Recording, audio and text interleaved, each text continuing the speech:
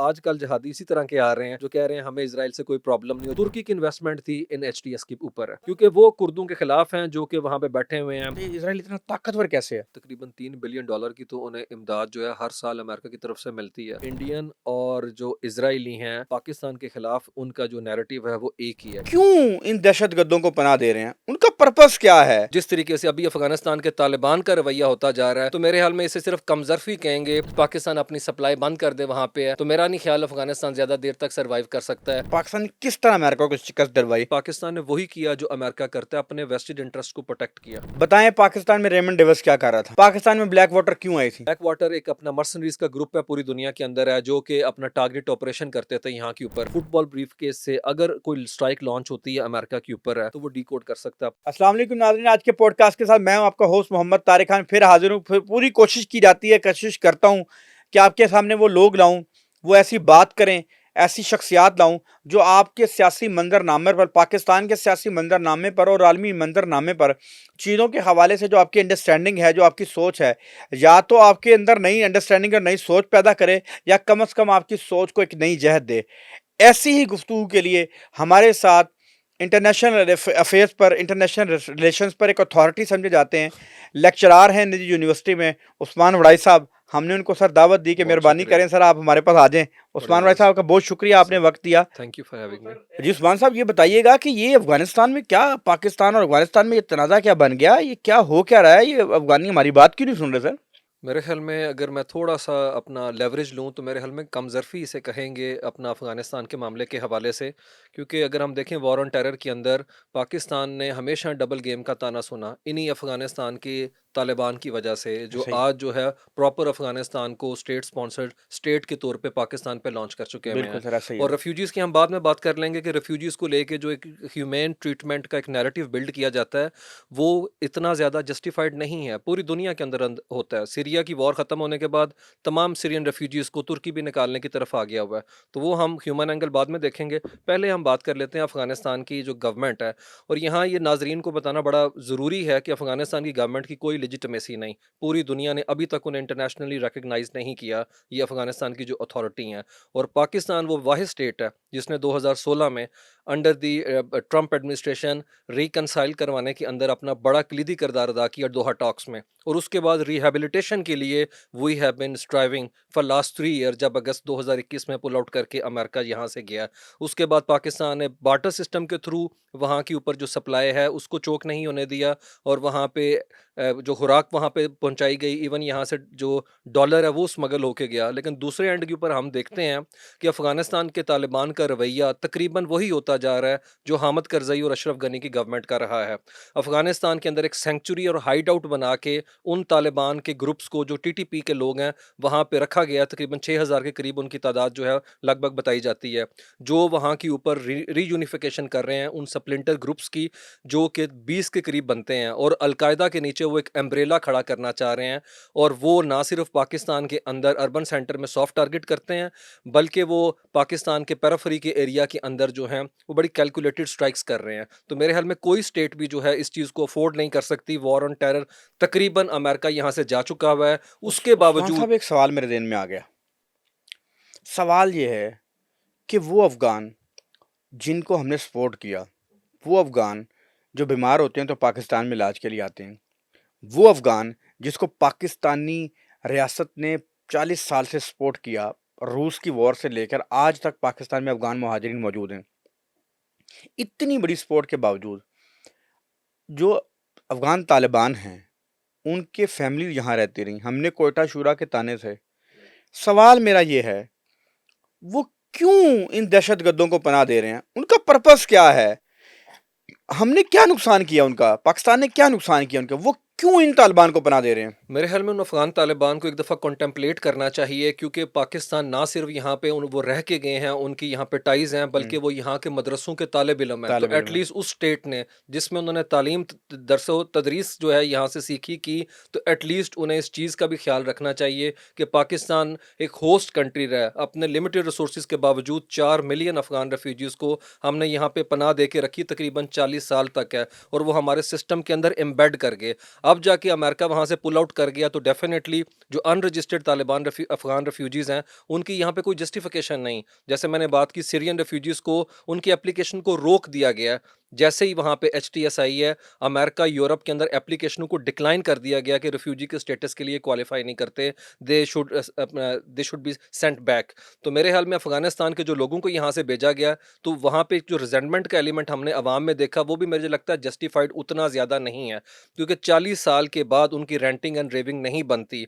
अफ़गानिस्तान के जो लोग यहाँ पे रजिस्टर्ड थे, पाकिस्तान ने इस 2024 10 जुलाई को UN registered Afghan refugees 14-15 lakh बनते हैं तकरीबन, उनको नेक्स्ट ईयर 10 मई तक यहाँ पे ह्यूमैनिटेरियन ग्राउंड के ऊपर रहने की इजाज़त दी है। और रिपेट्रिएशन जो वॉलंटरी टर्म्स में होता है, हमेशा 3 से 6 महीने की डेट को एक्सटेंड किया पाकिस्तान ने, जबकि वहाँ की गवर्नमेंट जो है ओन करने को तैयार नहीं थी अपने लोगों को, और हम इस सेवर टाइज के बावजूद उन अफगानिस्तान के लोगों को लेके बैठे रहे। तो मुझे लगता है वहाँ की सोसाइटी जो पाकिस्तान के हवाले से रवैया या नज़रिया रखती है, जिसकी रिफ्लेक्शन नज़र आती है हमें क्रिकेट ग्राउंड्स के अंदर, जिस तरह उन्होंने हमारी एम्बेसीज को टारगेट किया और जिस तरीके से अभी अफगानिस्तान के तालिबान का रवैया होता जा रहा है, तो मेरे ख्याल में इसे सिर्फ कमजरफी कहेंगे एक मेहमान की तरफ से, जबकि मेज़बान जो पॉसिबल कर सकता था अपने एंड पे किया और उनके ताने सुने डबल गेम के आज तक पाकिस्तान ने। लेकिन मेरा नहीं ख्याल कि हमें किसी सूरत के अंदर अब मज़ीद जो है वो इनके साथ इस तरह का लेवरेज शो करना चाहिए, जिसमें हम उनकी इस तरह की टेंडेंसी जहाँ कन्फर्मेशन है। मैं यहाँ पे नाजरीन को, it is very pertinent to mention here कि अमेरिका के अंदर जो सलामती कौंसल है यूनाइटेड नेशन का बड़ा कलीदी किरदार अदा करता है इदारा सिक्योरिटी में दुनिया की, उसकी जो अपना वहाँ पे कोऑर्डिनेशन कमेटी है, उन्होंने जुलाई 2023 और फरवरी 2024 के अंदर पाकिस्तानी स्टांस को कैटेगोरिकली एंडोर्स करते हुए कहा कि वहाँ पे टीटीपी को सरकारी सरपरस्ती हासिल है और वहाँ पे मौजूद 20 ग्रुपों के साथ मिल के ना सिर्फ वो रीजनल थ्रेट क्रिएट करना चाह रहे हैं, बल्कि पाकिस्तान को डिस्टेबलाइज करने की बड़ी साजिश का हिस्सा है। तो मेरे ख्याल में अफगानिस्तान के तालिबान जो हैं, उन्हें एटलीस्ट जो है उस गुजरे वक्त को देखना चाहिए जहाँ के ऊपर इनको सेफ गार्ड प्रोवाइड किया गया और उनकी वजह से हमें ताने सुनने पड़े, और अमेरिका के साथ ताल्लुकात के हवाले से फैंसीज को मेंड करने के लिए पाकिस्तान ने तालिबान को किस तरीके से नेगोशिएट कराई दोहा टॉक्स के अंदर है।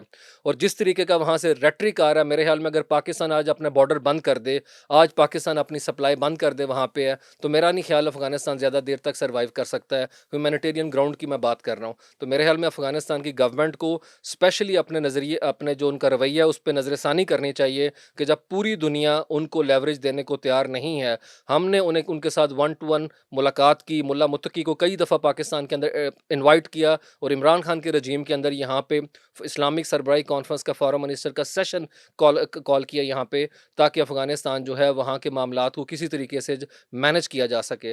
तो मेरे ख्याल में जिस तरीके से तालिबान बिहेव कर रहे हैं, इस पे सिवाय कमजरफी के और ऐसा पड़ोसी जो कि रीजन के अंदर हमेशा से जो है वो एक तरह से लाइबिलिटी है, Afghanistan has never been an asset to South Asia या सेंट्रल एशिया। तो मेरे ख्याल में they significantly needs to redesign their foreign policy. अच्छा उस्मान साहब, मैं एक और जो आप कह रहे हैं कि ये अफ़गानिस्तान पाकिस्तान के इसलिए ख़िलाफ़ हुआ कि पाकिस्तान ने कहा कि भैया आपकी जंग ख़त्म हो गई है, आपके जो गैर कानूनी पाकिस्तान में मुहाजिरीन हैं वो वापस जाएँ। ये जो वापसी की जो तरह डाली है पाकिस्तान ने, इस बुनियाद पे वो ख़िलाफ़ हो गए हैं पाकिस्तान के। जी, डेफ़िनेटली बिल्कुल एक अच्छा दूसरा ये बताइएगा कि सर एक ये आप कह रहे हैं कि यकीनन यही है। दूसरी ये बात बताइएगा सर, मैंने देखा कि अफ़गानिस्तान में जब अशरफ गनी की या हामिद करज़ई की हुकूमत थी, उस दौर में इंडियन मीडिया की बहुत इन्वॉल्वमेंट रही है सर वहाँ पे। इंडियंस की बहुत इन्वॉल्वमेंट रही है। क्या ऐसा तो नहीं है कि उनके दिमागों को पोल्यूट कर दिया, आलूदा कर दिया, वो इंडियन सोच ने पाकिस्तान के खिलाफ 20 साल वो पूरी एक जनरेशन को उन्होंने मुतासर किया पाकिस्तान के खिलाफ। क्या ये फैक्टर भी है? जी, डेफ़िनेटली, क्योंकि अफ़गानिस्तान के अंदर एक नैरेटिव बिल्ड किया गया इंडिया की पॉलिटिकल ना सिर्फ इन्वॉल्वमेंट है, इंडिया की पॉलिटिकल इन्वेस्टमेंट है। वहाँ की जो पार्लियामेंट है, उसको बनाने के अंदर इंडिया का पैसा खर्च हुआ है वहाँ के ऊपर। इंडिया तकरीबन वहाँ के ऊपर 2 से 3 बिलियन डॉलर की इन्वेस्टमेंट कर चुका था जब अशरफ गनी की गवर्नमेंट का खात्मा और वो पुल आउट करके गए। और अभी आयरॉनिकली बड़ी अफसोसनाक सूरत हाल है कि इंडिया का हाई डेलीगेशन जो है वो नवंबर के अंदर जाके जेपी सिंह जो कि स्पेशल एनवॉय हैं, उन्होंने अपने पूरे डेलीगेशन के साथ अफगानिस्तान के मुल्ला मुत्तकी से मुलाकात की है, काबुल के अंदर है। और नो डाउट पाकिस्तान भी डिप्लोमेटिक एंगेजमेंट पे बिलीव करता है, हमने भी विंडो शट नहीं की अपनी। हम भी नवंबर के अंदर वहाँ के ऊपर अक्टूबर के अंदर गए थे वहाँ पे एंगेजमेंट करने। अभी पिछले महीने पाकिस्तान ने मोहम्मद सादी खान जो वहाँ के ऊपर एम्बेसडर रह चुके हैं, उनके साथ डेलीगेशन वहाँ के ऊपर भेजा जिसने नेगोशिएट किया। लेकिन ऐसा नहीं चल सकता कि आप अपना मुँह में बगल में छुरी और मुँह में राम राम आप करें, और एक तरफ आप हाथ मिला रहे हैं और दूसरी तरफ पाकिस्तान के बंदोबस्ती इलाकों के अंदर आप टारगेट जो हैं वो हिट कर रहे हैं, और ना सिर्फ रियासती इदारों को टारगेट कर रहे हैं बल्कि आम सिविलियन पॉपुलेशन को कर रहे हैं। हमने पहले ही वॉर ऑन टेरर के अंदर अफगानियों के लिए 75,000 लोगों की कुर्बानी दी। $200 बिलियन जो है ना हमने एग्जॉस्ट की अपनी इकोनॉमी पे, और एक ऐसा बैड इमेज है जिसे आज भी फिजल आउट करना तकरीबन नामुमकिन नज़र आता है पाकिस्तान के लिए। लेकिन एक चीज़ यहाँ पे और भी मेंशन करना ज़रूरी है, स्पेशली अफगानिस्तान के तालिबान के लिए, जो ना इंटरनेशनल नॉर्म्स को समझते हैं, और वो तो अपने लोगों के साथ जो कुछ कर रहे हैं, खिड़कियां नहीं बनेंगी मकानों के अंदर है। हाँ, आज मैंने ये खबर पढ़ी।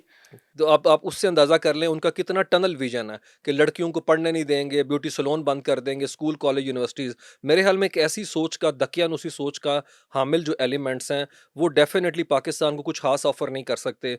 लेकिन अगर वो एक इंटरनेशनल पराया बनना चाहते हैं कि उन्हें आउटकास्ट कर दिया जाए, अलग कर दिया जाए, तो ये उनका मेरे ख्याल में अपना फ़ैसला है। लेकिन इंटरनेशनल रिलेशंस के अंदर एक बहुत इंपॉर्टेंट चीज़ है जो पढ़ाई जाती है, you can change your enemies but not your neighbours.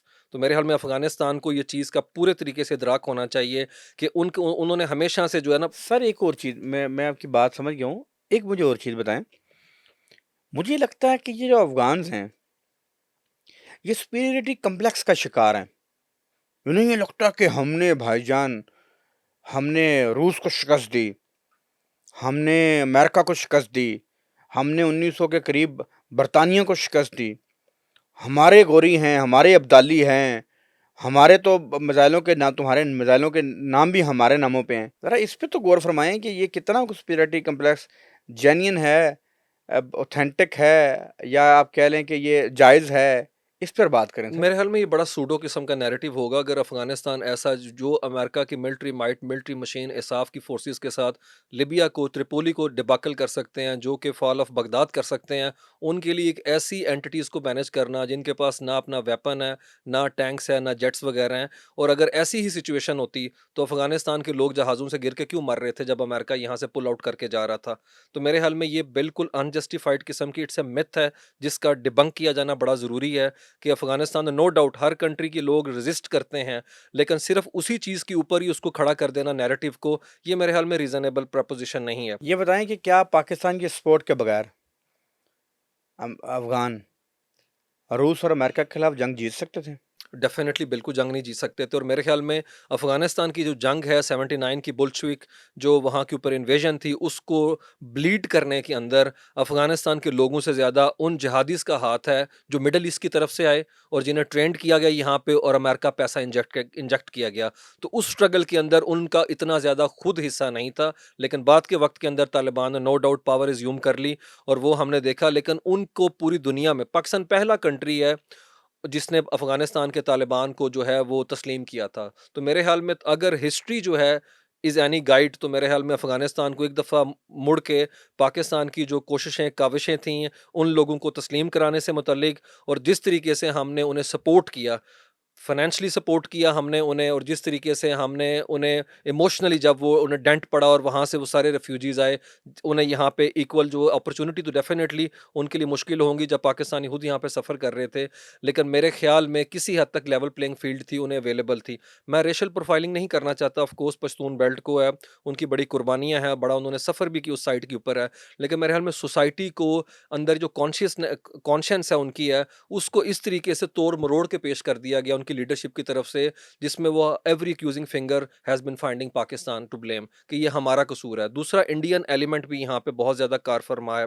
India south Asia की यूनिवर्सिटी बना चुके हैं यहाँ दिल्ली के अंदर है, सार्क के थ्रू, जिसे कहते हैं साउथ एशियन यूनिवर्सिटी। उसमें तकरीबन 5,000 के करीब इस वक़्त भी अफ़गान स्टूडेंट पढ़ रहे हैं जो कि स्कॉलर और पीएचडी की डिग्री कर रहे हैं। तो वो इंडिया नैरेटिव लेके डिग्री अपनी कंप्लीट करके जब कंधार, हेरात और यहाँ पे काबुल वगैरह जाते हैं, तो आप सोच सकते हैं वो पोडियम रोस्टम पे खड़े और होके उन्होंने किस पढ़ाना है तरह आगे। से, और उन्होंने पढ़ाना 30-40 साल तक। तो इंडिया की एक इन्वेस्टमेंट है। तो मेरे ख्याल में पाकिस्तान को थोड़ा-सा इस साइड के ऊपर भी देखना चाहिए। जी। अच्छा ये बताइएगा कि ये जो अफ़गानिस्तान की जो अमेरिका के खिलाफ जंग थी, इसमें पाकिस्तान ने क्या गेम खेली? ये थोड़ा-सा बताएँ कि पाकिस्तान ने किस तरह अमेरिका को शिकस्त दिलवाई अफ़गानिस्तान में और क्या-क्या कुछ किया? मेरे ख़्याल में पाकिस्तान के हवाले से अब तो ये चीज़ें जो हैं वो रिकॉर्ड का हिस्सा हैं कि पाकिस्तान ने नो डाउट कोशिश की कि अमेरिका के जाने के बाद हमने तो यहीं पे रहना है। तो पाकिस्तान ने वहाँ के ऊपर किसी हद तक जो कि इस चीज़ की अपना एविडेंस मौजूद हैं। डबल गेम तो मेरा ख़्याल नहीं ख़्याल कह सकते, लेकिन पाकिस्तान ने वही किया जो अमेरिका करता है, अपने वेस्टेड इंटरेस्ट को प्रोटेक्ट किया। कैसे हम किया? इस हम मतलब ये कह देना कि सिर्फ पाकिस्तान जो है वो सीआईए की जो आती थी टिप ऑफ, उसकी वजह से उनको गार्ड करता था, उनको रोकता था।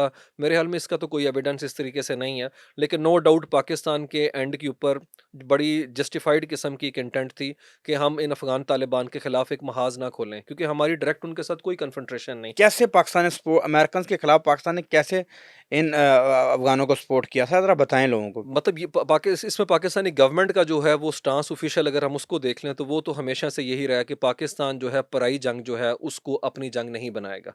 उसकी वजह से पाकिस्तान ने डेफिनेटली अफगानिस्तान के तालिबान को किसी हद, हम ये नहीं कह सकते कि पाकिस्तान ने कवर किया हुआ था उनको, उनको एक तरह से उनको शील्ड दी हुई थी, अगर इस चीज़ को जस्टिफाइड माना जाए, या इसकी क्योंकि एविडेंस उसकी डेफिनेटली नहीं है, तो फिर उसामा बिन लादेन की कोयटा जो एबटाबाद के अंदर है उसके ऊपर भी बहुत ज़्यादा जो है वो क्वेश्चन उठ जाएंगे। मेरे ख्याल में ये जो है आउट ऑफ प्रपोर्शन ब्लो किया गया है। लेकिन नो डाउट पाकिस्तान की जो तालिबान के हवाले से इस तरह का कोई एविडेंस नहीं कि हम उन्हें बाकायदा तौर पे हिट करना चाहते थे, लेकिन हाँ, पाकिस्तान उनसे ज़्यादा खुद को बचाना चाहता था और उनके साथ डायरेक्ट कन्फ्रंटेशन के अंदर नहीं आना चाहता नहीं, था। हमीद गुल ने कहा था दुनिया न्यूज़ के प्रोग्राम में कि पाकिस्तान ने अमेरिका की मदद से अफ़गानिस्तान में रूस को शिकस्त दी। उन्होंने कहा था ये लिख लें कि पाकिस्तान अमेरिका की मदद से अमेरिका को अफ़गानिस्तान में शिकस्त देगा। पाकिस्तान अफगानियों की मदद से अमेरिका को काबू में अमेरिका की मदद से अमेरिका को शिकस्त देगा अफ़गानिस्तान में। मेरे ख्याल में ये एक पाकिस्तानी आईएसआई चीफ ने कहा था कि हाँ, कहना लिख लें, तब नहीं अमेरिकन नहीं निकले थे। उसने कहा था लिख लें कि पाकिस्तान अफ़गानिस्तान में अमेरिका की मदद से अमेरिका को शिकस्त देगा। लेकिन वो अब ऑफ कोर्स वो डी उसका पार्ट थे अपना पाकिस्तान की आईएसआई के, फिर उनके आईएसआई पास चीफ एविडेंस हमारे है। फैयाद हमीद गए, उन्होंने कहा जी एवरीथिंग विल बी ऑलराइट, और दुनिया में इसकी बज़ गई। इसमें तो कोई शक नहीं। और सर ये तो फिर पाकिस्तान का नो डाउट हमारी रियासती इदारों का लेवरेज तो वहाँ के ऊपर डेफिनेटली है। जैसे मैंने कहा, हमने किसी हद तक जो है कोशिश की कि हम उनके साथ जो है अमेरिका का स्टूज ना बन के उनको टारगेट हिट ना करें, ये बात ठीक है। लेकिन मेरे ख्याल में ये कह देना कि हम डबल गेम कर रहे थे, अमेरिका से पैसे लेके उनको बचा रहे थे, मेरे ख्याल में ये बात भी जो है अपनी उस्मान साहब इसमें स्पिरिट के हर्ज अंदर किया है वैसे, इसमें जस्टिफाइड नहीं है। इसमें हर्ज किया, फर्ज करें हम कर भी रहे थे तो किस में हर्ज किया? मुझे तो मतलब फर्ज करें मैंने तो अपने मफाद देखने ना सर। हाँ, आप लेकिन देखते हैं कि आप ले, सर आप मैं सर मुझे लगता है कि आप इस मौके पे ना डिफेंसिव हो गए हैं। लेकिन मैं इस मुझे एक लेकिन मैं आपको मैं अर्ज करें बताएं मैं क्या अवेलेबल फैक्ट्स की बेस के ऊपर सर मैं बात कर रहा अवेलेबल हूँ, फैक्ट्स पे बात कर रहा जो हूँ कि हमें सर, मैं अवेलेबल आपको है। अवेलेबल फैक्ट्स बता रहा हूँ सर। हम्म, मैं डीजीआईएसआई कोड कर रहा हूँ। हम्म, मैं साबका डीजीआईएसआई कोड कर रहा हूँ, मैं मौजूदा डीजीआईएसआई कोड कर रहा हूँ। मैं आपको कोयटा शूरा के हवाले से होने वाली जो मामलात थे वो आपसे डिस्कस कर रहा हूँ। मैं आपको कह रहा हूँ हकानीस के लोग इस्लामाबाद में मर्डर हुए कि नहीं हुए? नहीं, इसमें तो कोई शक नहीं। तो सर मैं ये मैं आप हक डिफेंसिव हुए नहीं हैं। नहीं, मैं हकानी मैं मैं आपको बताता हूँ। मुझे मैं इस लगता है आपको प्रॉब्लम ये है कि आपने बैनुल-अक़वामी विजिट्स करने हैं और आप कह रहे हैं कि इस तरह नहीं की नहीं बात करके मैं फंस ना जाऊं। नहीं नहीं, बिल्कुल भी पर्सनली नहीं। बात नहीं है। मुझे मैं बताएं कि इतना अमेरिकन मैं इतनी नॉन फिगर नहीं हूँ। नहीं सर, मैं अगर नॉन फिगर नहीं भी हैं, लेकिन आपको बैनुल-अक़वामी दौरों की फिक्र होगी, मुझे नहीं है सर जी। नहीं नहीं, बिल्कुल भी आप नहीं। मुझे बताएं कि मैं क्या गुजार रहा हूँ अपना टाइम वहां पे। मुझे एक बात बताएं।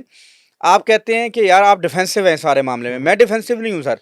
लेकिन मेरे मैं कहता हूँ पाकिस्तान को अपना वेस्टर्न इंटरेस्ट लेकिन मैं कह देखना। रहा हूँ डबल गेम को हम सबसे पहले तो डीकोड भाई करें। डबल गेम से क्या मुराद चलें, है? आप मुझे डबल गेम से ये मुराद है कि मैं चीफ ऑफ आर्मी स्टाफ हो गए, मैं एक इंटेलिजेंस चीफ हो के, अमेरिका का इंटेलिजेंस चीफ हो के मैं कहूँ कि पाकिस्तान जो इराक है वहाँ पे chemical weapons of mass destruction मौजूद हैं, बिल्कुल बड़े पैमाने पे फैलाने वाले केमियाई हथियार मौजूद हैं। बिल्कुल सही फिर बात। मैं उस बुनियाद पे उधर इराक पे हमला कर दूं, बिल्कुल। मैं उस रजीम को गिरा दूं, फिर बाद में कहूं कि वो इंटेलिजेंस रिपोर्ट्स गलत थी। लेकिन ये मेरा इंटरेस्ट है। डबल गेम ये है। लेकिन पाकिस्तान का इंटरेस्ट बिल्कुल मैं भी ये मैं नहीं था मेरा कि अमेरिका से हमने पैसे ऐंठने के लिए अपने सर मैं 75%। अर्ज कर, मैं अभी मुझे जी जी आपने कहा ना ये जी जी। आपका मुराद क्या है डबल गेम हाँ से? हाँ। डबल गेम ये है कि जब रशिया के खिलाफ जंग हो, अमेरिका उस जंग में कूदे और अफगान तालिबान को अमेरिका व्हाइट हाउस में बुलाए और कहे कि ये फ्रीडम फाइटर हैं, जब अपनी बारी आए तो कहे ये दहशतगर्द हैं। ये डबल गेम है सर। इस मुनाफिकत के चेहरे से ये जो मुनाफिकत का चेहरा उड़ा हुआ है ना सर इन्होंने,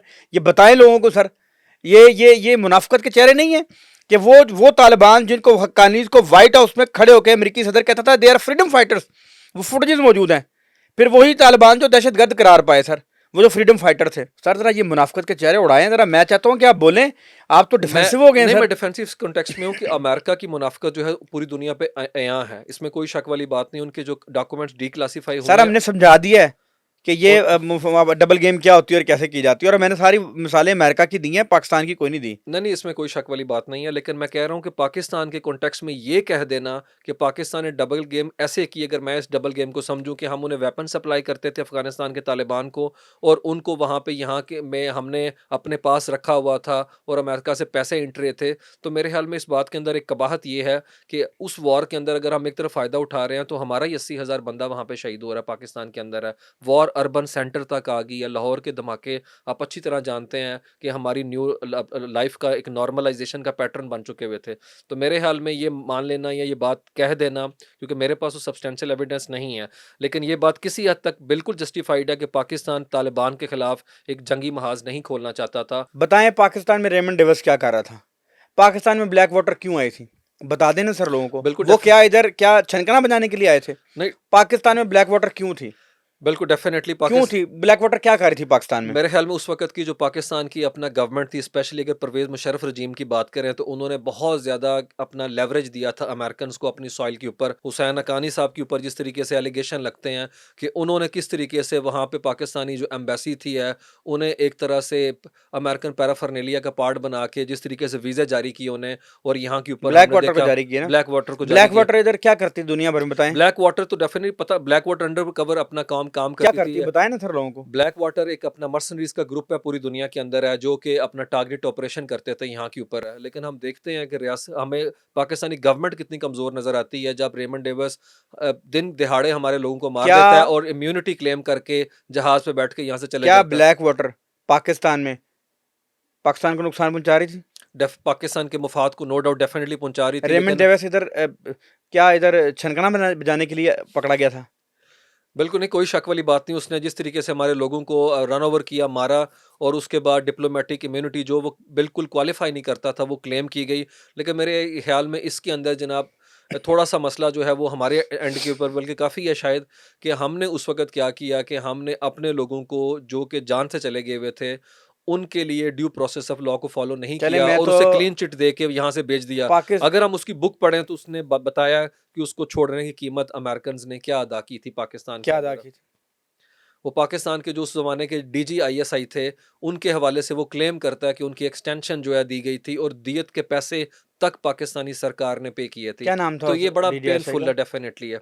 क्या नाम है उस डीजीएसआई मेरे का? ख़्याल में Shuja Pasha, if I am not mistaken. जी वही नाम है। जी, जी। मैं चाह रहा हूँ कि जरा आप बोलें।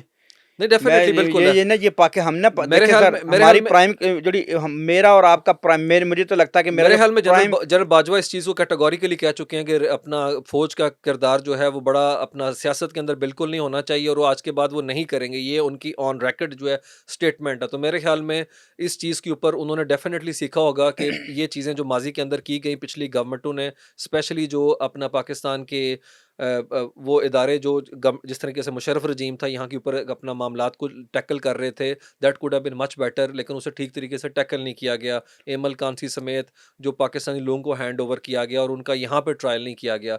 तो मेरे ख्याल में अगर हाइंडसाइट में आज पाकिस्तानी जो अपना हुकूमत या पाकिस्तान के वो इदारे देखेंगे तो डेफिनेटली वो कंसीड करेंगे कि इस वॉर को हैंडल करने मैनेज करने के अंदर नो डाउट उनसे भी बड़ी ऐसी गलतियां हुई हैं जो कि डेफिनेटली फ्यूचर के लिए उनके लिए आप मुझसे सीखने का आंखें एक क्यों अमल चुरा है। रहे हैं उस्मान साहब मैं मुझसे? अवाम से नहीं आंखें नहीं मिला मेरे, रहा हूँ आप इस वक़्त। मुझसे आंखें ना मैं चुराएं। अवाम से आंखें मिलाने की कोशिश कर मैं रहा हूँ। अवाम की बात कर रहा जी, जी, हूँ। मैं खुद अवाम का ही नुमाइंदा मैं हूँ। अवाम की हम बात भी कर रहा यहाँ हूँ पे उस्मान साहब, सिविलियन अब हैं। आगे आ जाएं। जी, जी।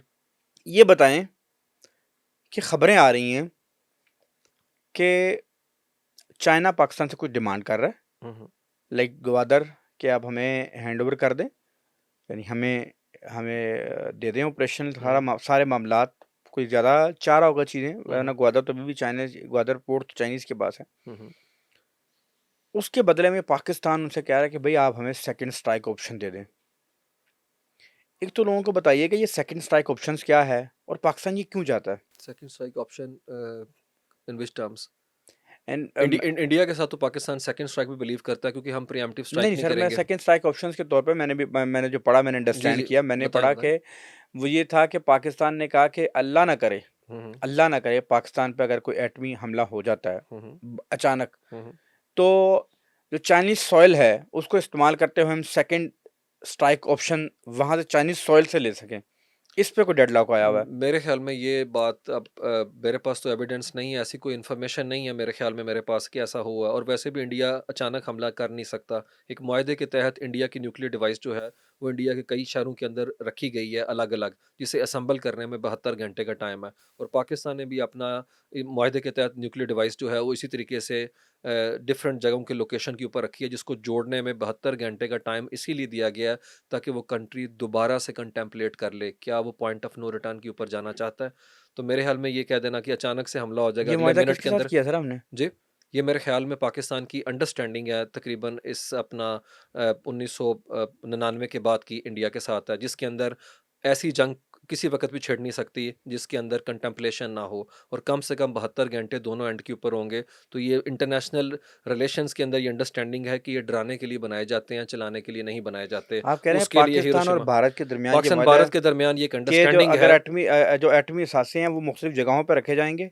मुख्तलिफ जगहों पे उनकी डिवाइस जो है वो एक जगह के ऊपर नहीं है कि कोई ऐसा रजीम जो है, जिस तरह से इंडिया अगर मोदी की बात कर लें, तो मोदी मोदी तो किसी वक़्त भी उसको चला सकता है, क्योंकि उसमें तो रैशनैलिटी नहीं आएगी है। अगर ये हथियार ऐसे लोगों के हाथ लग जाएँ, वहाँ की सरकार ऐसी हो आ जाए, दोनों साइड के ऊपर है, तो वो तो किसी वक़्त भी पॉइंट ऑफ एस्केलेशन के ऊपर जा सकते हैं। सर ये इसीलिए हम हम देखते हैं कि इंडियन मेरे ख़्याल में मोदी से ज़्यादा पिछले 7 डेकेड्स के अंदर कोई अल्ट्रा फासिस्ट राइट विंगर वहाँ पे नेशनलिस्ट नहीं आया। उसके बावजूद जब वहाँ के ऊपर पुलवामा का अटैक हुआ है, उसके बावजूद कि वहाँ के ऊपर जिस तरीके से वो इल्ज़ाम लगाते हैं फ़ॉल्स फ्लैग ऑपरेशन करके, उन्होंने कितनी सर्जिकल कैलकुलेटेड स्ट्राइक की है। इवन कन्वेंशनल वॉरफेयर के अंदर वो नहीं गए। ने मेरे लिए अचंभे में डाल दिया, आपने हुँ, कहा एक हुँ। मुआहदा मौजूद है। एक अंडरस्टैंडिंग आप नहीं कह नहीं, लें। एक अंडरस्टैंडिंग मौजूद है कि 4 मुख्तलिफ जगहों पे रखा 4 जाए। नहीं, लेकिन ये है कि वो डिवाइस जो है वो डिवाइस को एक जगह के ऊपर असेंबल मौजूद नहीं है कि कोई जाके बटन प्रेस कर दे और वो चल जाए और पाकिस्तान के ऊपर गिर जाए तो हमें पता चले अब हमने क्या करना अच्छा है। मुझे ये बताएँ मेरे ख्याल कि में इतना ये क्या ओवर सिम्प्लीफाई इसको क्या किया गया।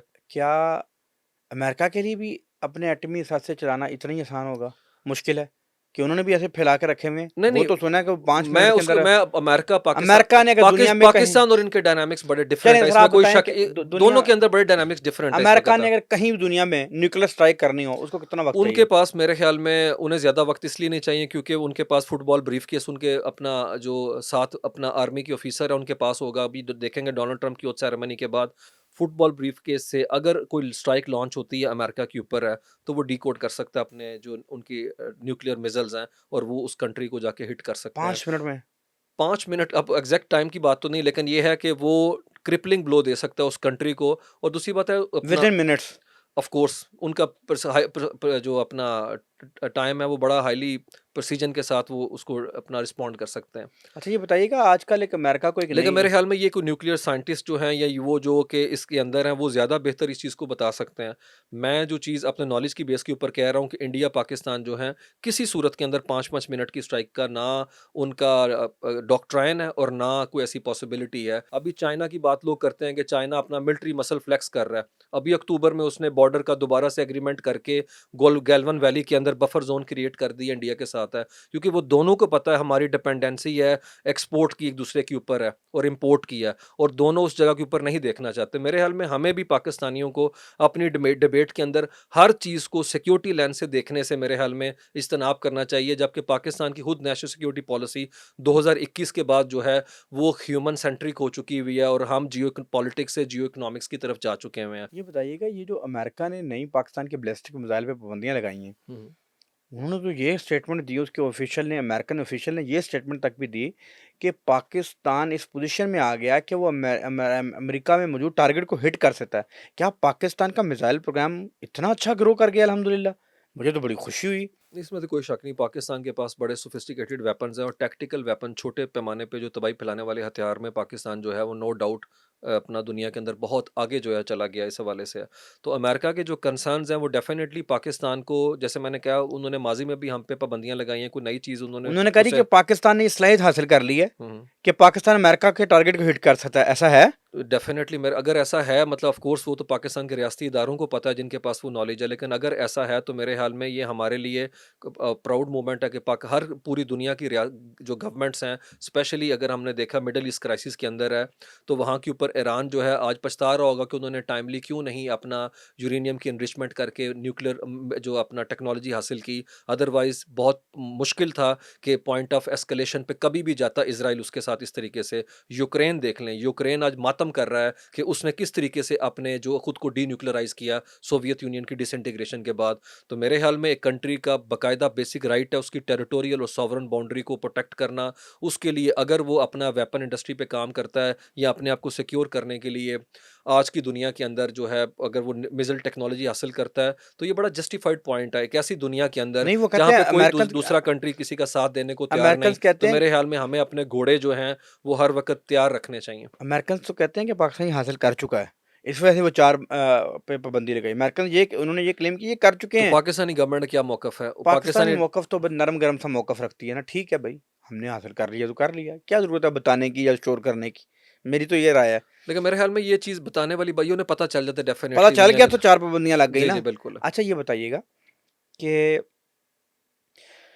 कहा ये जा रहा है लेकिन लेकिन यहाँ पे यही अमेरिका की मुनाफ़िकत की आपने पहले बात की है, तो कितनी डायकॉटमी है। इज़राइल का इल्लिसिट न्यूक्लियर प्रोग्राम है, वो कबूल उसको है। फ़ैसिलिटेट करने के लिए सब कुछ ठीक है, लेकिन अगर बात आए हमारी साइड के ऊपर तो ये है।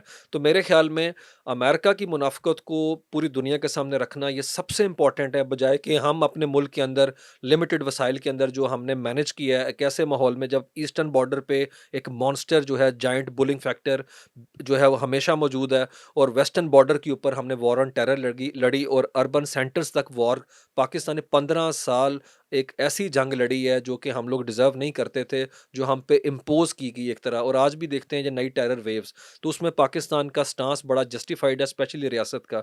लेकिन यहाँ एक चीज़ मेंशन करने वाली है कि पाकिस्तान की तमाम जितने भी सूबों में हुकूमतें हैं, उनको पॉलिटिकल ओनरशिप लेनी चाहिए वॉर ऑन टेरर के अंदर है। अ, जहाँ के ऊपर हम थोड़ा देख रहे हैं कि थोड़ा इश्यूज़ आ रहे हैं। नहीं वो एपेक्स कमेटी का इजलास हुए कुछ चीज़ें सॉर्ट आउट हो जाएँगी। सर ये बताइएगा कि अब ये कहा जा रहा है हुँ, हुँ। कि शाम में डाउनफॉल के बाद लेबनान में, यमन में भी स्ट्राइक्स हो रही हैं। अब बारी ए ईरानी हुकूमत की है। क्या ईरानी रजीम का ख़ात्मा करीब है? उसकी वजह डॉइचे वेले जो अमेरिकन जर्मन अखबार है हुँ, हुँ। और बीबीसी बाकायदा ये एक प्रपोज़िशन दे रहे हैं, बाकायदा ये एक मफरूदा कायम कर रहे हैं कि एक्सिस ऑफ रेजिस्टेंस कि ईरान ने एक एक्सिस ऑफ रेजिस्टेंस वो कायम की टूट थी, गई थी वो। वो टूट गई है। जो इराकी ईरानी प्रॉक्सीज़ थी वो शाम में पिट गईं। हुँ। लेबनान में उन्हें मार पड़ी। नुकसान तो मुसलमानों को हुआ और यमन में भी यही सूरत हाल है और अब मामला आज आके ईरानी रजीम पर आएगा। क्या अमेरिका जो दुम दबा के भागा था वहाँ से हुँ, हुँ। और उसकी एम्बेसी तक पे हमला हो गया था, क्या ईरानी हुकूमत का खात्मा बिल्कुल भी नहीं। आप देख रहे हैं? बिल्कुल भी नहीं, दूर-दूर तक नहीं है। मेरे ख़्याल में आप किसी सूरत के अंदर उसे लिबिया या यमन या इराक के तौर पे पेंट नहीं कर सकते। ईरान की बड़ी रिचनेस है इन टर्म्स ऑफ देयर अपना जो उनके लोगों के अंदर कोहेजन है वहाँ के ऊपर है, और जिस तरीके से वहाँ की रियासत ने अपने आप को पोर्ट्रे किया है, और मेरे ख़्याल में उनकी जो मिलिट्री अपना मसल है, वो इज़राइल को अगर ये अपना जिस तरीके से हम देखते हैं उन्होंने बैरेज मिसाइल्स का फेंका था। अगर फ्रांस, जॉर्डन और अमेरिका इंटरसेप्ट ना करता, तो वो तेल अवीव तक अपना जाके हिट करके आए थे। तो सुपरसोनिक उनके मिसाइल्स थे जिनको जो कहीं जाके वहाँ पे गिरे भी है। तो मेरे ख़्याल में ईरान को जो उसका ख़ात्मा या उसको ख़त्म करना, ट्रंप एडमिनिस्ट्रेशन के जो टॉकिंग पॉइंट्स अब हम देखते हैं, क्योंकि अपना तकरीबन 10 दिन 15 दिन तक उन्होंने ओथ ले लेना है।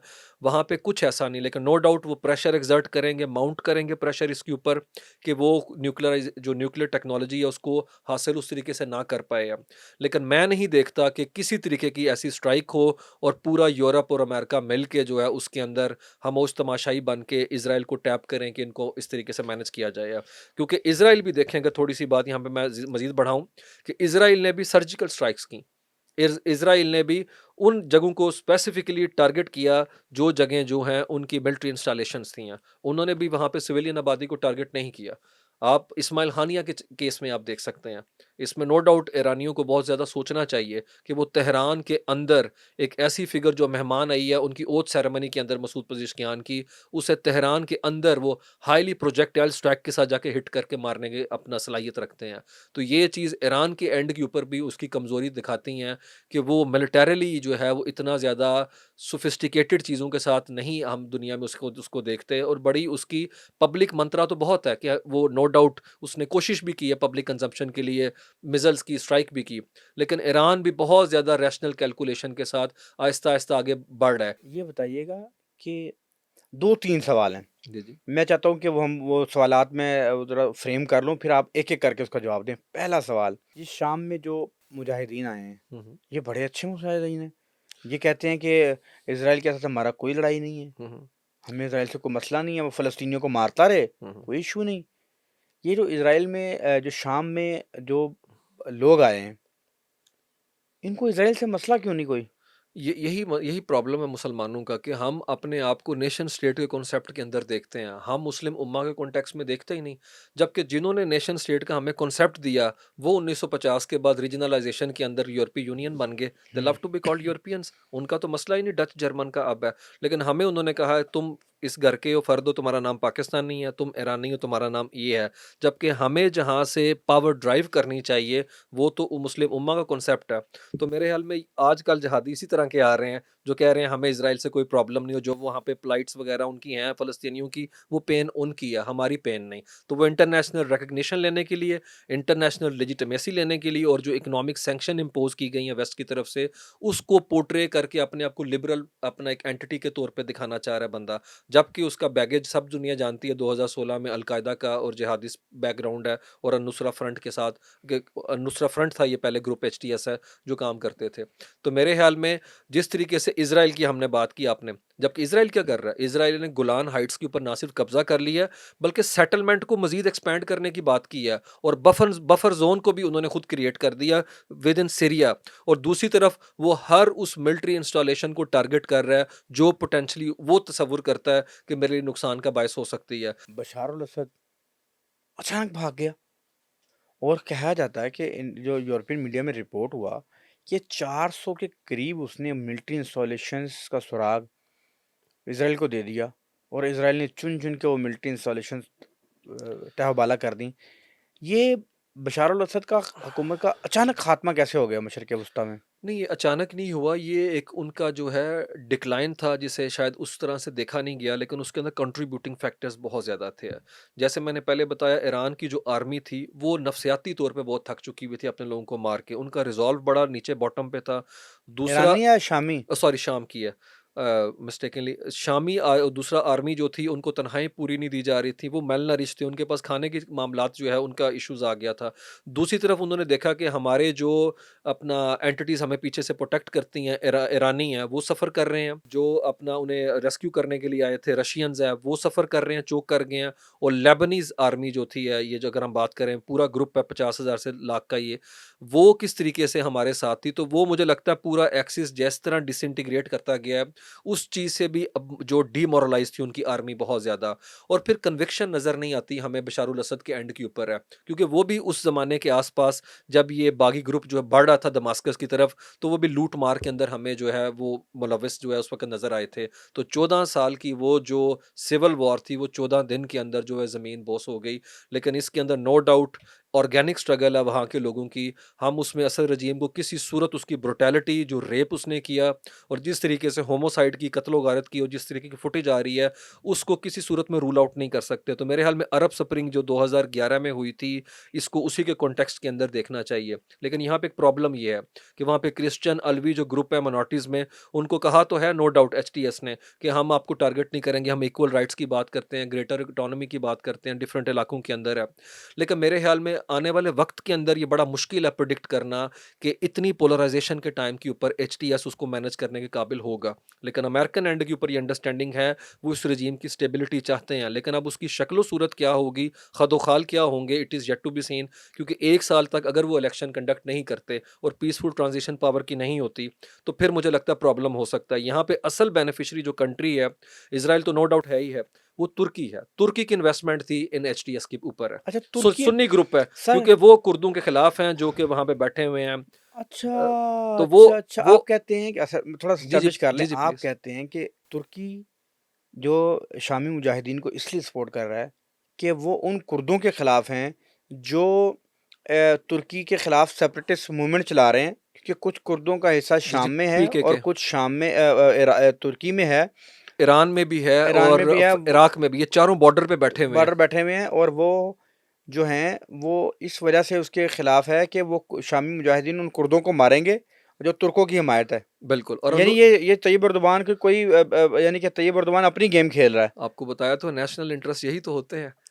और दूसरा वो क्या चाहता था, उसे असद रजीम से सबसे बड़ा प्रॉब्लम था कि इस वॉर ये कि वॉर इंडेफिनिट पीरियड के लिए जारी है। ये 37 लाख बंदा जो मेरे घर बैठा हुआ है, लोकल जो टर्किश लोग हैं वो रिजेंटमेंट शो कर रहे थे कि यार ये हमारी लाइबिलिटी, इनका कुछ वो करो है। कहते हैं तो बंदे अब उन्होंने कहा कि बस ठीक है, जैसी भी शामी गवर्नमेंट भी है फारग आप। करांगा, कुर्द भी फारग हो जाएंगे, हींग लगेगी ना फटकरी, रंग भी चोखा आएगा। तैयब अर्दोग़ान ग्रेट गेमर है यार। इसमें कोई शक वाली बात नहीं है, और तो- मुस्लिम उम्मा के अंदर वो बड़ा लेवरेज जो है दिखाते हैं अपना, लेकिन आपको लेकिन पता है अपने मफादात की गेम है। तो ये ये आप कहते हैं कि अर्दोग़ान बड़ा दिमाग है, लेकिन सिर्फ तुर्की के अपनी मफादात ऑफ की हद तक। कोर्स है तुर्की, नो डाउट अपने इंटरेस्ट। क्या अभी ये आप देख लें तुर्की ने क्या इजरायली एम्बेसी बंद कर दी। तुर्की ने 1949 में इसराइल को तस्लीम किया था। क्या अर्दोगान साहब ने कहा आज के बाद मैं टाई सेवर कर दूंगा? आप मुझे बता दें कि उनकी डिप्लोमेटिक मिशंस कितने बंद किए इन्होंने। तो मेरे और जबकि उनके इजरायली सदर को खुद स्टेट अपना गेस्ट के तौर के ऊपर जब इनवाइट किया गया था, तो वो वीडियो मौजूद है, कोई भी यूट्यूब पे देख सकता है कि किस तरीके से इजरायली सदर जो हैं वो अर्दोगान से मुलाकात कर रहे हैं। तो मेरे ख्याल में हमारी आवाम बड़ी सादा है, नाइव किस्म की है। तो ये तकरीरों से, जोशीले अपना अंदाज से जो है बड़ी मुतासिर हो जाती है। जबकि रियासत जो है उसके अंदर जज़्बातियत नहीं होती। रियासत बड़ी रैशनल है। ये बाकी सारे मामलात बैक बर्नर पे हैं आम लोगों के लिए। मुझे ये पता है कि कुर्द जो है ना मुख्तलिफ ममालिक में तकसीम हो चुके हैं। हुँ, हुँ। तुर्की में भी हैं, शाम में भी हैं, आपने कहा ईरान में भी हैं, इराक में भी है। इराक में भी हैं। उस्मान साहब, सलाहुद्दीन अयूबी कुर्द था बिल्कुल। जिसने बैतुल मुक़द्दस फ़तह किया था। जी, जी। तो कुर्दों को तक़सीम किया गया, ये बाय डिज़ाइन है, आप कह सकते हैं मैं? बिल्कुल, मैं कह सकता हूँ मिडल ईस्ट को जिस तरीके से अपना बंदरबांट की गई उससे, जबकि ये ब्रिटिश कॉलोनियलिज़्म का पार्ट थे।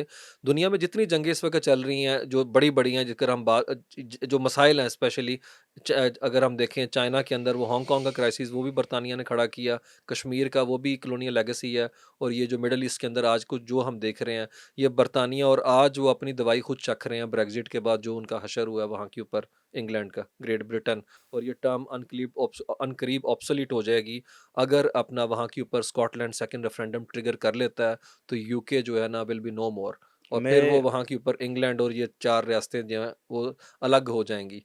तो मेरे इसलिए तो मैं तो ये यकीन करें सर, यानी कि लोगों को, मुसलमानों को अदराक ही नहीं है। अच्छा, एक और उस्मान साहब बड़ा चक्कर है, जी, जी। नाज़रीन के लिए ये मैं बात कर रहा हूँ। नाज़रीन, आप ना मिडल ईस्ट का नक्शा खोलें, हुँ, हुँ। तो आप ये देखेंगे कि जो मिडल ईस्ट का नक्शा है, बुनियादी तौर पे जब मुसलमानों की सेकंड वर्ल्ड वॉर के बाद जो ये सारा नक्शा डेवलप हुआ ना कि ममालिक कैसे बनेंगे। हुँ, हुँ। नाज़रीन, आप ना मिडल ईस्ट का नक्शा खोलें, मैं चाहूँगा कि मैं जब जो गुफ्तगू कर रहा हूँ तो ये हम स्क्रीन पे दिखा भी देते हैं। नाज़रीन, आप ये देखें कि आपको ना ये स्ट्रेट लाइंस नज़र आएँगी, जैसे बिल्कुल स्ट्रेट लाइंस। क्या दुनिया में कोई बॉर्डर भी स्ट्रेट लाइंस पे मुश्तमिल हो सकता है? नहीं हो सकता ना। अब देख लें, इसके अलावा आपको कहीं भी ये ऐसी स्ट्रेट लाइंस नहीं मिलेंगी।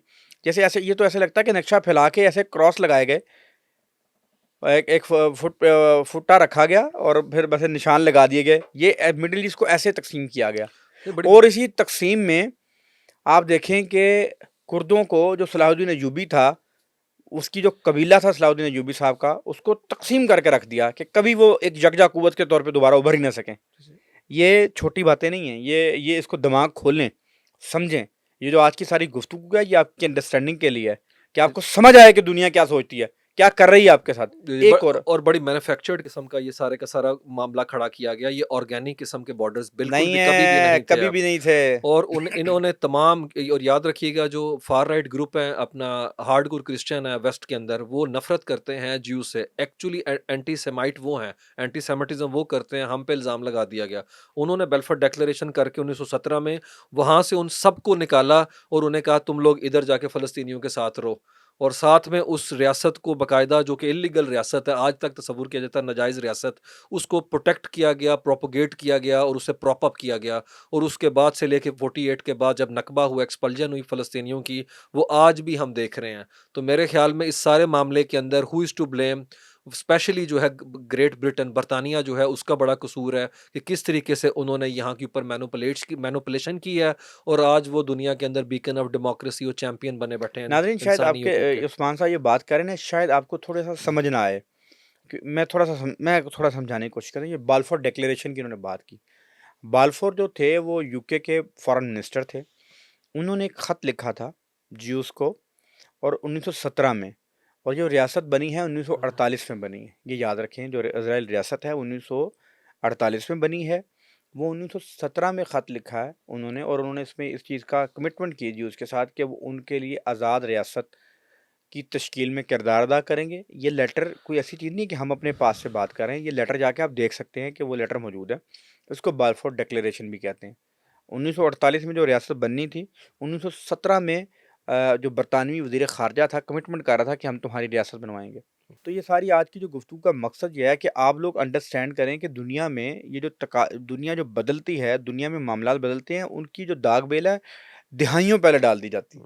तो ऐसा नहीं होता कि ऑल ऑफ अ सडन मामलात हो जाएँ। बिल्कुल ऐसे ही। अब थोड़ा-सा सर जी मैं आगे आऊँगा। मुझे बताएँ सर, ये इज़राइल इतना ताकतवर है सर, कि लेबनान में पेजर के ज़रिए पूरी हिज़्बुल्लाह को ख़त्म कर देता है। शाम में 400 टारगेट्स विदिन डेज़ टारगेट करता है। कासिम सुलेमानी को शहीद करता है।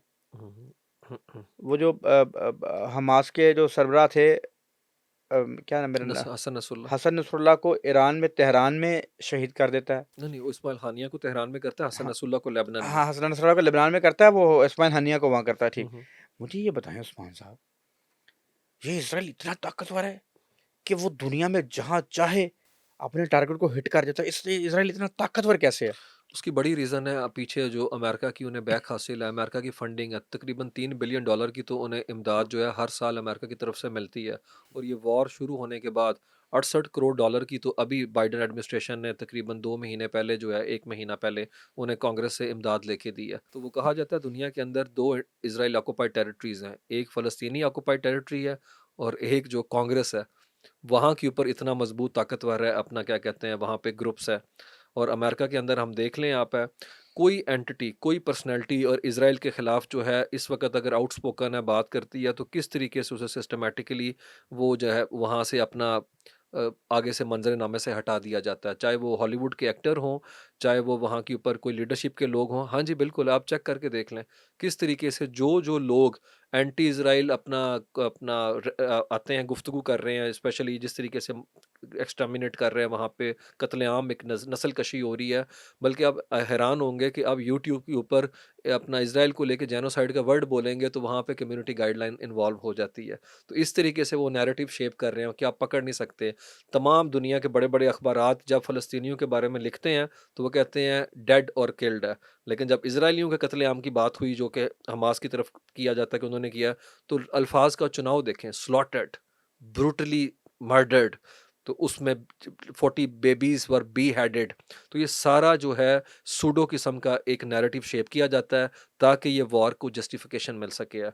तो और मेरे ख्याल में अमेरिकन जिस तरह से पूरे तरीके से हर जगह उन्हें प्रोटेक्शन देते हैं, अमेरिकन वीटो है ही यूएन में इज़राइल को बचाने के लिए, मैं तो ये मानता हूँ। क्योंकि तकरीबन जितनी दफ़ा उन्होंने इस्तेमाल किया है, उसमें 50% से ज़्यादा दफ़ा उन्होंने 43 टाइम्स सिर्फ़ इज़राइल के लिए अब इस्तेमाल किया। इससे बढ़ के बारबैरिटी क्या हो सकती है कि पूरी दुनिया का वो फ़ोरम डेमोक्रेसी की बात करे, लेकिन विल ऑफ़ द मेजॉरिटी को कोई माने ही ना, और एक बंदा कह दे नहीं तो नहीं। तो मेरे ख़्याल में इससे बड़ी बददियानती इस फ़ोरम की नहीं हो सकती कि 40 मेंबर्स सिक्योरिटी काउंसिल के कहें कि वहाँ पे ट्रूथ साइन हो, ह्यूमैनिटेरियन पॉज़ हो और एक हाथ आए और सारी चीज़ को। और ये आज हम उस दुनिया में देखें जो बहुत ज़्यादा क्लेम करती है इंटेलेक्चुअलिज़्म को है, बहुत ज़्यादा पोर्ट्रे करती है कि दुनिया जो है वो ह्यूमैनिटेरियन मामलात में नॉर्म्स लेडन दुनिया के अंदर हम आगे निकल चुके हैं। लेकिन अगर हम प्रैक्टिकल ग्राउंड के ऊपर देखें तो ये सिस्टम आज भी मेरे ख्याल में हज़ारों साल पहले जो सिस्टम मौजूद था, ब्रूटल सिस्टम जिसे कह सकते हैं, माइट इज़ राइट का, वो इज़ वेरी मच देयर। अच्छा ये बताएं कि इज़राइल ने पाकिस्तान को भी नुकसान पहुंचाने की कभी कोशिश की? नो डाउट पाकिस्तान को इसमें कोई शक वाली बात नहीं है। इंडिया जो एक इंडियन कॉन्टेक्स्ट में अगर हम देखें तो इजरायली तैयारे जो हैं वो आके इंडिया उतरते रहे हैं, इसमें कोई शक नहीं। और इंडियन और जो इजरायली हैं पाकिस्तान के खिलाफ उनका जो नैरेटिव है वो एक ही है। इसीलिए आप देखेंगे कि किस तरीके से शोल्डर अप करता है बीबी नेतन्याहू नरेंद्र मोदी के साथ है। और माजी के अंदर भी ऐसा हुआ कि पाकिस्तान ने फ़लस्तीनी पीएलओ के लिए काम किया, जॉर्डन के अंदर फ़ाइट की, आपको पता होगा ज़िया रजीम के अंदर है। और इसमें कोई शक वाली बात नहीं कि Pakistan since Inception Quaid-e-Azam he was very clear कि इंडिया जो है पाकिस्तान तस्लीम नहीं करेगा। ये ऐसा नहीं है अभी की गवर्नमेंट ने, पाकिस्तान का हमेशा जो है एक प्रिंसिपल स्टांस रहा है। और वैसे उसकी रीज़न भी ये है कि अगर हम वहाँ पे इज़राइली स्टांस को तस्लीम करते हैं तो हमारा कश्मीर का मामला डाइल्यूट कर जाता है, क्योंकि दोनों जगह के ऊपर पैटर्न जो हैं वो सब्जुगेशन के वो सेम है। और यहाँ पे इंटरेस्टिंगली थोड़ा बात को आगे बढ़ाते हैं, हम ऑफ द रिकॉर्ड जो बात कर रहे थे, इज़राइल किस तरीके से अपनी एडवर्सरीज़ को न्यूट्रलाइज़ करता है, टारगेट करता है। और यहाँ पे एक इंटरेस्टिंग चीज़ ये है जो देखी गई है रिसेंटली कि अब इंडिया भी उसी लाइन्स के ऊपर टो कर रहा है। इज़राइली असैसिनेटेड टारगेट टारगेट करते हैं किन को? इरानियंस को। इरानियन ना सिर्फ जर्नल्स को करते हैं, जिस तरीके से उन्होंने दमास्कस के अंदर एम्बेसी गिरा के कुछ के लीडर को, जो उनके आर्मी के जनरल थे, उनको हिट किया। उसके अलावा 2010 में उन्होंने अपना क्या कहते हैं वहाँ के ऊपर न्यूट्रलाइज़ किया इरानियन जो साइंटिस्ट थे, न्यूक्लियर साइंटिस्ट की मैं बात कर रहा हूँ। उन्होंने मुस्तफ़ा को मारा, जो उनके डॉक्टर मुस्तफ़ा थे। उन्होंने डॉक्टर अपना मोहम्मदी को मारा, उन्होंने दरमुश को मारा। और उन्होंने 2020 के अंदर वहाँ के जो की साइंटिस्ट थे, जो कि ब्रिगेडियर जनरल भी थे अल-कुद्स के अंदर है, रेवोल्यूशनरी गार्ड्स में, उनका हसन फ़खरीज़ादा। और ये सारे मामलात इंतहाई मेटिकुलस मैनर के अंदर सोफिस्टिकेटेड वेपन को इस्तेमाल करते की गए। कार बॉम्ब्स की गई, उसके अलावा एक्सप्लोसिव डिवाइसेस लगाई गई मोटरसाइकिल्स के अंदर, और अपना ऑटोमेटेड वेपनरी के थ्रू उन्होंने शहीद किया। यही आजकल इंडिया कर रहा है। ये दोनों स्टेट स्पॉन्सर्ड टेररिज्म करते हैं और दोनों अपने आप को क्लेम करते हैं। वो कहते हैं we happen to be the biggest democracy in the world, और वो क्लेम करते हैं हम मिडल ईस्ट की ट्रू डेमोक्रेसी हैं। कहा यह जाता है, रिपोर्ट हुआ हुँ, कि एमबीएस ने अमेरिकन के साथ को मुलाकात की। हुँ, हुँ, उस मुलाकात में कहा कि ईरान को आप क्यों नहीं रोकते न्यूक्लियर एसिड्स हासिल करने से, हुँ, हुँ, इसको रोकें आप। और उसने कहा हमारा मसला नहीं है कि ईरान न्यूक्लियर एसिड हासिल कर ले, अगर कर लेगा तो हमारे लिए, हम तो चंद घंटों में पाकिस्तान से हासिल कर लेंगे। हुँ, हुँ। ये खबर आई, कैसा हुआ? नहीं, ऐसा मेरे ख़्याल में आधी बात तो मेरे ख़्याल में दुरुस्त है, क्योंकि जो रिपोर्ट हुई वो यही थी कि ईरान के न्यूक्लियर वेपन को लेके स्पेशली मिडल ईस्ट की जो सुन्नी फोर्सेस हैं, सुन्नी जो ये अपना रजीम्स हैं, शेखडम्स हैं, ये काफ़ी स्केप्टिक रही हैं, क्योंकि इन्हें लगता है कि ये अरेबियन पेनिनसुला के अंदर जो है हेgemony जो है वो ईरान की कायम हो जाएगी। क्या अगर पाकिस्तान और सऊदी अरब के दरमियान कोई ऐसी एग्रीमेंट मौजूद है? नहीं, ऐसा कोई अंडरस्टैंडिंग भी मेरे ख़्याल में मौजूद नहीं है, मेरे ख़्याल में, मेरे नॉलेज के मुताबिक है। लेकिन इसमें कोई शक नहीं कि जो इस्लामी मिलिट्री का इत्तेहाद बना है, उसमें टॉप 2 आर्मी है। असल में 45 मुल्कों का वो इत्तेहाद है। लेकिन इंटरेस्टिंगली उसके अंदर 2 बड़ी आर्मी है, पाकिस्तान, जो कि ब्रिटिश अपना एम्पायर की यहाँ पे आर्मी का वो उसका पार्ट है, हमारे पास लेगेसी है उनकी। और हमने पूरी इस मेरे ख़्याल में 70 सालों में पाकिस्तान वाहिद मुस्लिम कंट्री है जिसने हर तरह की वॉर जो है, हर पैटर्न की वो लड़ के देखी हुई है। तो ट्राइड एंड टेस्टेड है हम हैं। और दूसरे एंड के ऊपर जो टर्की आर्मी है, बड़ी स्ट्रॉन्ग होल्ड है ऑटोमन एम्पायर की, जनाब क्या अच्छा कहते वो हैं भी है लेगेसी है, उसमें शामिल? वो भी शामिल है। लेकिन इंटरेस्टिंगली कोई शिया कंट्री शामिल नहीं, ना सीरिया, ना इराक, ना लेबनान, ना ईरान। तो मेरे ख्याल में मुस्लिम उम्मा को थोड़ा ख्याल करना चाहिए इस चीज़ में। मरी जा रहे ने, कुट खाई जा रहे ने। हाँ, लेकिन वो शिया लेड इत्तेहाद है, वो किसी टेररिज्म के खिलाफ नहीं है। तो मेरे ख्याल में इस तरीके से जब आप सिंगल आउट सुन्नी करेंगे लेड तो इत्तेहाद है। सुन्नी लेड, तो 5 मुल्क हमारे सामने इस तरह से गिर गए और अब ये छठा मुल्क है। हमने आँखों के सामने डिबाकल होते देखा बगदाद का, अफ़गानिस्तान का, यमन का, सीरिया का, लिबिया का, और अब शाम की और फ़लस्तीन की सूरत-ए-हाल आपके सामने है। तो मेरे ख़्याल में मुस्लिम वर्ल्ड को पॉपकॉर्न ग्रैब करके अगली एपिसोड देखने की बजाय कि अगला कौन-सा कंट्री गिरेगा, हाय हाय। इन्हें बैठ के बात करना चाहिए। 2007 के करीब या 2004-5 के करीब रैंड कॉर्पोरेशन है, एक अमेरिकन थिंक टैंक है। उन्होंने इस बात पे स्टडी की 2002 के बाद, 2001 हो चुका था, वर्ल्ड ट्रेड सेंटर के अटैक के बाद, कि दुनिया में उन्हें किस किस्म के मुसलमान चाहिए। कभी आपने सोचा कि आपको दुनिया में किस किस्म के क्रिश्चियन चाहिए, ज्यूस चाहिए, हिंदूस चाहिए? कभी आपने सोचा? कभी आपके दिल में ख्याल आया हो?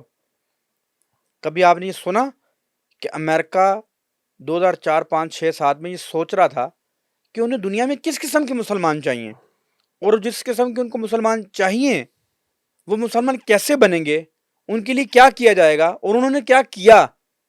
उस्मान साहब बताएं लोगों को।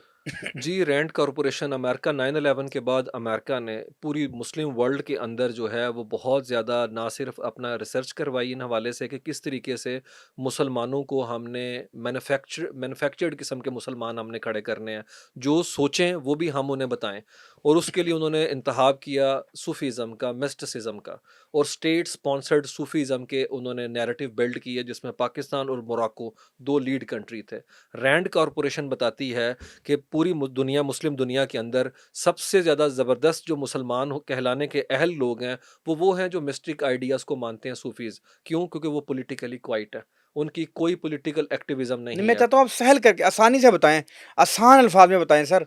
मैं अच्छा, मैं कहता हूँ आप जो आम पाकिस्तानी थड़े पे बैठा उस्मान को सुने, वो उसको पता चले कि अमेरिका किस किस्म के मुसलमान दुनिया में और पाकिस्तान में चाहता है, और उसके लिए वो क्या कर रहा है। अमेरिका 9/11 के बाद एक सोच लेके आता है जो कि उनके थिंक टैंक्स जो है वो पूरी दुनिया में पैडल करते हैं, फैलाते हैं, और वो ये होती है गुड मुस्लिम्स और बैड मुस्लिम। और ये चीज़ उन्होंने तय कर दी। गुड मुस्लिम वो है जो बिल्कुल सियासी मामलात के अंदर दखल अंदाजी ना दे और चुप करके आराम सुकून से और लड़े भी ना। गुड मुस्लिम पॉलिटिकली क्वाइट, चुप वो सियासी तौर के ऊपर है। और दूसरा गुड मुस्लिम जो है वो किसी तौर यानी के कि ऊपर रजिस्ट ना करे। सियासी तौर पे ये चुप के मुराद ये है कि वो इस्लाम को सियासी निज़ाम ना समझे, हम्म, वो इस्लाम को निज़ाम हयात ना समझे। वो ये ना कहे कि भाई इस्लामिक निज़ाम हयात, इस्लाम एक निज़ाम हयात है, उसको लागू करो। वो ये ना कहे, वो नमाज़ें नूज़ें पढ़ ले, तबलीग भी कर ले, कोई इशू नहीं।